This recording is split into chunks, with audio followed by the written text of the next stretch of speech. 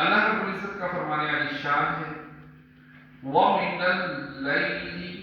فَتَهَجَّدْ بِهِ نَافِلَةً لَكَ، اور رات کے کچھ حصہ میں تہجد کرو، یہ خاص تمہارے لیے زیادہ ہے۔ عَسَىٰ أَن يَبْعَثَكَ رَبُّكَ مَقَامًا مَحْمُودًا، قریب ہے کہ تمہیں تمہارا رب ایسی جگہ کھڑا کرے جہاں سب تمہاری حمد کرے۔ نماز تہجد سرکار دو عالم صلی اللہ تعالی علیہ وآلہ وسلم پر فرض تھی، جمہور کا یہی قول ہے، جبکہ حضور اکرم صلی اللہ تعالی علیہ وآلہ وسلم کی امت کے لیے یہ نماز سنت ہے۔ اس آیت میں تہجد کا بطور خاص ذکر کیا گیا، چنانچہ حضرت ابو امامہ باہلی رضی اللہ تعالیٰ عنہ سے روایت ہے، رسول اللہ صلی اللہ تعالیٰ علیہ وآلہ وسلم نے ارشاد فرمایا، رات میں قیام کو اپنے اوپر لازم کر لو کہ یہ اگلے نیک لوگوں کا طریقہ ہے، اور تمہارے رب عز و جل کی طرف قربت کا ذریعہ اور گناہوں کو مٹانے والا اور گناہ سے روکنے والا ہے۔ حضرت ابو ہریرہ رضی اللہ تعالیٰ عنہ سے روایت ہے، نبی اکرم صلی اللہ تعالیٰ علیہ وآلہ وسلم نے ارشاد فرمایا، جو شخص رات میں بیدار ہو اور اپنے اہل خانہ کو جگائے، پھر دونوں دو رکعت پڑھے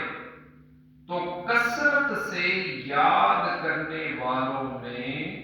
لکھے جائیں گے۔ حضرت ابو ہریرہ رضی اللہ تعالیٰ عنہ فرماتے ہیں، میں نے عرض کی، یا رسول اللہ صلی اللہ تعالیٰ علیہ وآلہ وسلم،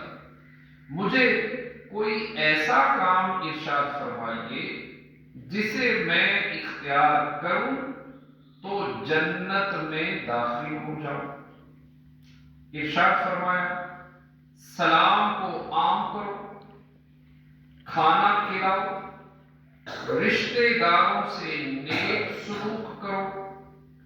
رات میں نماز پڑھو جب لوگ سوتے ہوں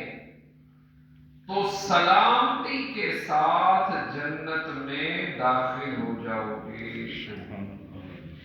نماز تہجد کے چند شرعی مسائل کہ صلاۃ اللیل کی ایک قسم تہجد ہے کہ عشاء کی نماز کے بعد رات میں سو کر اٹھیں اور نوافل پڑھیں، سونے سے قبل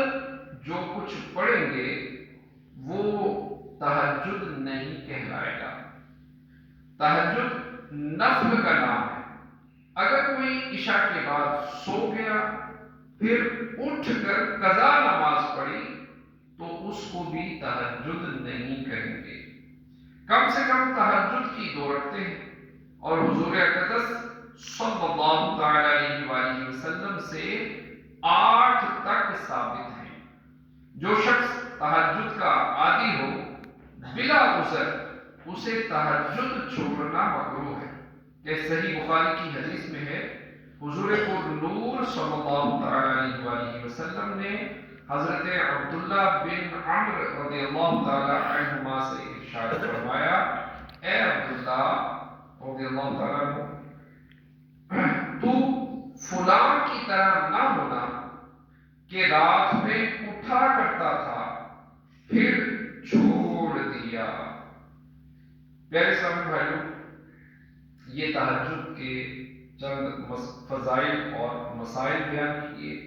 اللہ کریم کی بارگاہ میں دعا ہے کہ اللہ پاک ہمیں نماز تہجد ادا کرنے کا پابند بنائے، آمین، بجاہ خاتم النبیین صلی اللہ تعالی صلو علی الحبیب صلی اللہ